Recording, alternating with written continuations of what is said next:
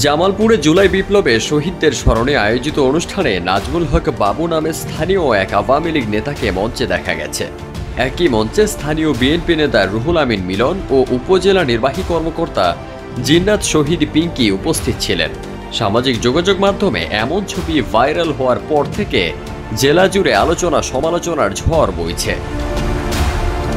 কেউ না বুঝলেও আমরা আপনার প্রয়োজন বুঝি, আর তাই তো অত্যাধুনিক ফিচার সম্বলিত বিভিন্ন সাইজ আর কালারের 250-টিরও বেশি ডিজাইন অপশন নিয়ে ওয়ালটন স্মার্ট ফ্রিজ বোঝে আপনার প্রয়োজন। গত 11 ফেব্রুয়ারি সদর উপজেলার কেন্দুয়া ইউনিয়নের বাংলাদেশ উচ্চ বিদ্যালয় মাঠে শহীদদের স্মৃতিতে তারুণ্যের উৎসব 2025 হাডুডু টুর্নামেন্টের সেমিফাইনাল খেলায় এই ঘটনা ঘটে।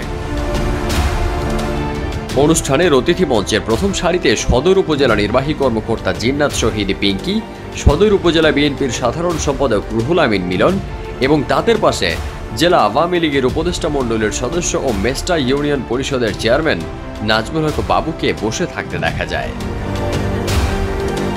এমনকি বক্তব্যে বাবুকে বলতে শোনা যায় বিএনপি নেতা রুহুল আমিন মিলনকে আগামীতে উপজেলা চেয়ারম্যান হিসেবে দেখতে চান তিনি। এ বিষয়ে জামালপুর সদর উপজেলা বিএনপির সাধারণ সম্পাদক ও বাংলাদেশ উচ্চ বিদ্যালয় ব্যবস্থাপনা কমিটির সভাপতি রুহুল আমিন মিলন বলেন, আমি ওই অনুষ্ঠানের কোনো অতিথি না, আমার এলাকা, তাই সেখানে গিয়েছিলাম। এখন কে কোথায় কার সাথে বসবে এটা তো আমি জানি না। তিনি আরও বলেন, অনুষ্ঠান আয়োজন করেছে উপজেলা প্রশাসন। আওয়ামী লীগ সরকারের সময় আমি মোট 40টি মামলার আসামি হয়েছিলাম, জেল খেটেছি, 16টি বছর বাড়িতে থাকতে পারিনি, তাই এখানে আওয়ামী লীগের সাথে আঘাত করার কোনো সুযোগ নেই।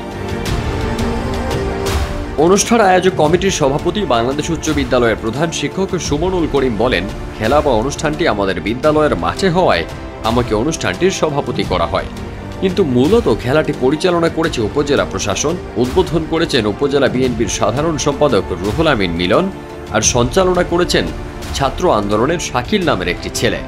এখন বাবু চেয়ারম্যান কিভাবে সেখানে গিয়ে বক্তব্য দিল এই বিষয়টি আমি জানি না। ফারদিন সানি, দেশ রূপান্তর।